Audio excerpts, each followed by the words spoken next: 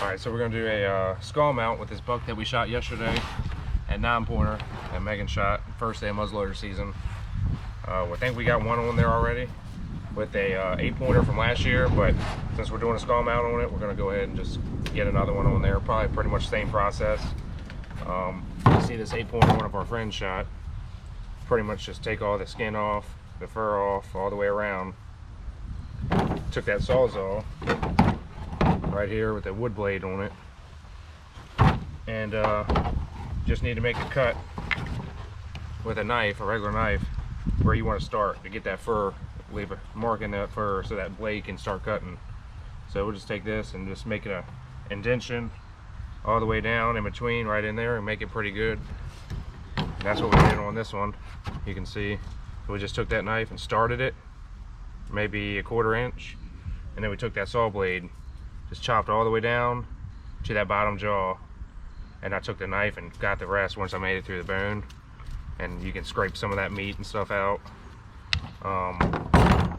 But that's pretty much what you want to do. You want to get all that fur off all the way around and just peel it back from the nose. You can make it a cut down the center and just kind of work it. Actually flip this one over and start it right here on this, and then worked it all the way down to the nose bone, and then just peeled that skin up and then cut around the horns. Once you get enough skin pulled up, you can just cut it off and then just work around the horns. Makes it pretty easy. But we're gonna knock this one out, make it look somewhat similar to this, and then we'll get back with you and give you an update.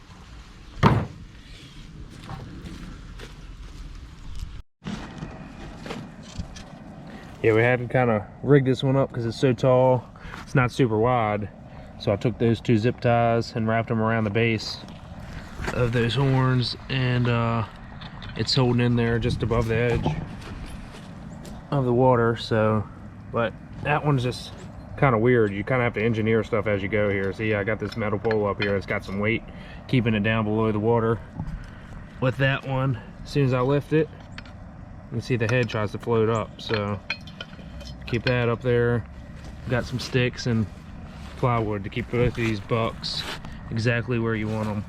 It'll save you some propane if you freeze one and do them 2 at a time. So if you got a pot big enough, definitely will pay off. But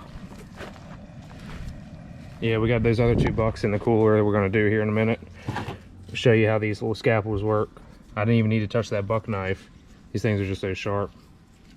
Pretty much my buddy Alex told me about this pack of 10. I think it was $6 on Amazon.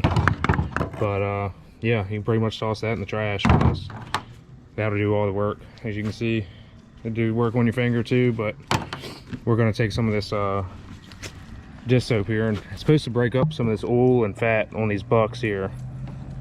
And we didn't do that on the last video, but somebody told me about it, so we're going to see how it works. Put some of this in here. That way, when you pull those out after about an hour or 2, some of that stuff will break up a little bit easier. We got a slow boil going in there. We do about 1.5 hours, 2 hours, and then pull them out, scrape them off. But we'll show you a little bit on the scalpel here in a minute how good it is on some of these other bucks that we got. We'll be back. So we skinned these out yesterday with those scalpels, while these kind of were in there for about 1.5 hours. Put Megan's back in there today, so you can see the last little bit of stuff on there flaking off, and then we got to get that stuff off the back. But that stuff's flaking off now. That dish soap seems to help a little bit. I just set these in the bucket overnight, just kind of let them stage while we're getting these out. This was that 8-pointer. We're going to scrape the rest of that off, let both of these sit like a day or 2, and so we scrape as much as we can off, and then the rest of that stuff should turn pretty dry and brittle and should fall out of there in the next few days. So we're going to get these 2 in. We're going to use this saran wrap here, get it around these bases, both of them, and then I've got some tape, just any type of tape that just will hold it on there.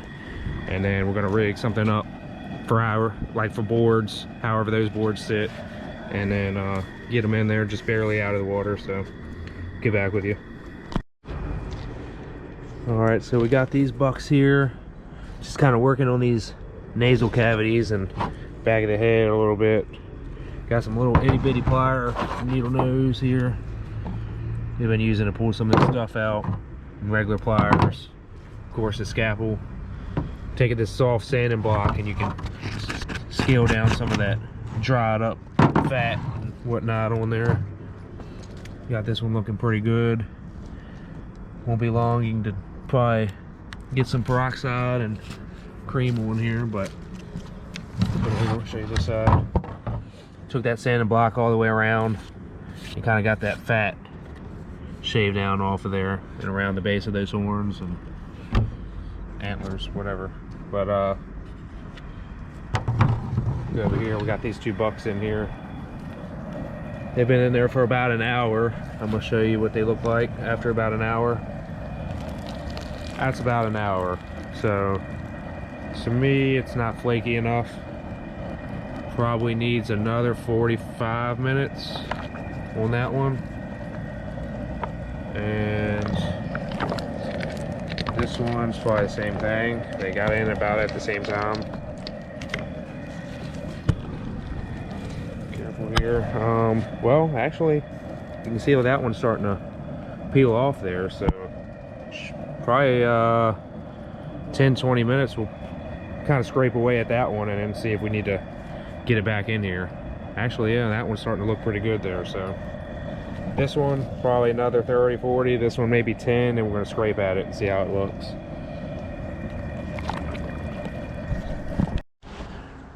All right, so we just pulled this second set out of here. We got the tape we're going to cut off, and then we're just going to start getting some of this fat and skin off of there.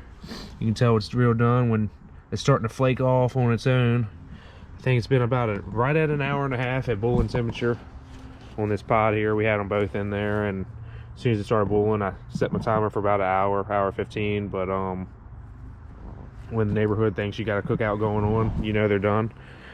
I think we'll probably skin these up, knock as much as we can off of there tonight, and we'll probably get back with you tomorrow. So these should be good. The other two are in there on the drying rack. Got everything we could off of there before everything dries up, and then we're gonna try to scrape what we can. So all right, we'll get back with you.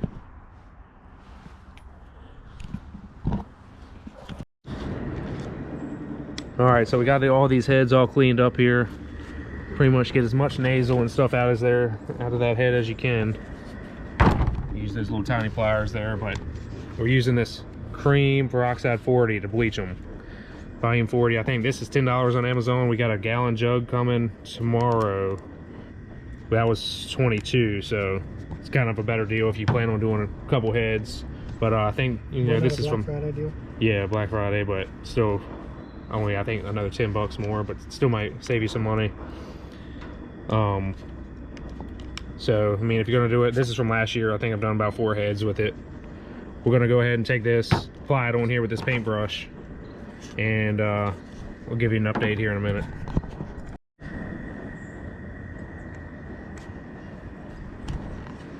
All right, so we took this paintbrush, all that cream peroxide here, and caked it on this skull, especially the spots, you know, that look a little darker in the teeth, in the nasal cavity, brain cavity. That peroxide will burn those black spots out of there pretty good. So just cake it on there like paint. Don't get it on the antlers. If you can, wipe it off. Tomorrow we got that big jug coming. We're gonna cake a little bit more down in this nasal area. I'm gonna take a glob and just cake it in there and let it soak. But you wanna get it on here as thick as you can, and all around the whole skull. And then we're gonna take this plastic wrap, let it sit 24 hours. Get this on there real tight. Tomorrow we're gonna spray it with the hose, get all of it off, and then do the same exact thing. Peroxide, 24 hours, spray it off, and that'll be done. So you gotta do this twice, and then it should be a bleached white skull, and then that'll be it. We'll get a couple of these other heads done once that stuff comes in tomorrow, and show you the aftermath. All right, so we got that volume 40 1 gallon jug in from Amazon finally. It took a couple days to get here, but actually a couple weeks. But we got this head that we painted up with with that little bit of leftover stuff that we had yesterday, and we got those other heads that we're going to paint today with this gallon jug. But we're going to go ahead and cut this off and then see what it looks like, and then we're going to spray it and reapply. So once we get this off of here, it needs one more day with some new stuff. This was the one, the 8-pointer that we painted last night before we ran out, and we were waiting on this. But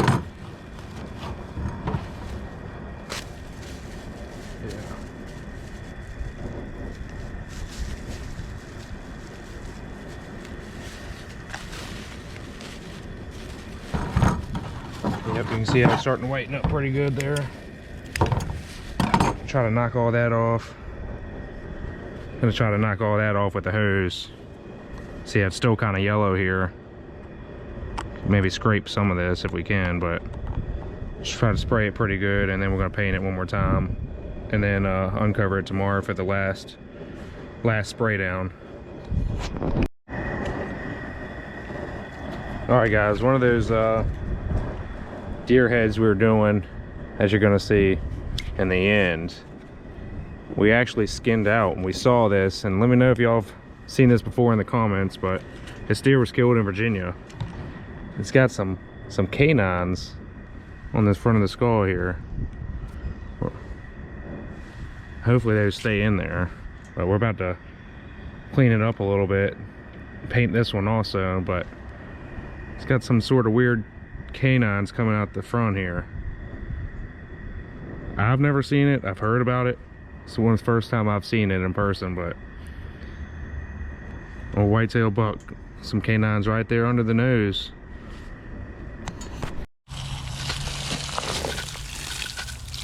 All right, guys, so we got these 3 we're spraying off. This one, it's the second round, so he's done, and he's gonna be completely done after today. We'll let them dry. They need a couple days to air out, but he'll be done. These 2 are still on round 1, so we're gonna let them air out, get some paint on them, a peroxide on them, get them wrapped one more time. But this one's done, so he's all good to go. And then those will get the same treatment, one more round, and they'll be good to go. All right, guys, so we did all our peroxide painting on these bucks right here. These 3 are the ones you saw us washing off. They got their second coat. They're good to go. You can see that peroxide really does pretty good, so cleans them up real good. So there was 2 days on that. This one still needs one more day. This is the one we originally started with, but since this is one of our bucks, we weren't really in a rush to get it done, but that'll be done. We're gonna paint that today. It'll be done tomorrow. Working on 7 so far. We've done quite a few over the last year or 2, and we came up with a list of things that kind of work good for us. I'm gonna post them in the description in order. Maybe you can screenshot them. It might help you out along the way. That way you don't have to keep coming back to the video if you're not sure exactly what to do next. You know, skin the fur back all the way back off the buck, so make your cut after that. That way you can see, you know, where you're cutting. Of course you want to tape them up, some type of tape and saran wrap. You know, get that water boiling. We used that dish soap this time, and I definitely think it made a difference on getting some of this fat and stuff out of that skull and nasals. It's kind of slid out of there pretty easy. I think we did mainly, or I think the magic number is about 1.5 hours at a boil. That way you can kind of don't go too long and crack that nose bone and doesn't get it too soft. You want to try to get as much meat off of there as possible on the first day. That way you can take that water hose, and what we did a couple days in a row, we were just putting the water hose in the back of the skull, back of the nasals, front of the nasals, and putting it on jet, and you know, stuff was just coming out of there every time. So we did that pretty much for a couple days straight until those nasals were cleaning up, and that peroxide was going to go on there after that, but it really definitely made a difference. That water hose would knock a lot of that loose stuff out of there you can't reach. Even with needle nose pliers, you can't get it all. So once you get all that done and cleaned up, let it dry a day or two, then you can go to the peroxide. So peroxide cream on there first day, 24 hours. Then you want to go to the next day, spray it off, peroxide again. And we'll put all that on our description. That way, like I said, you can screenshot it or whatever. But appreciate y'all watching. We'll get back with you.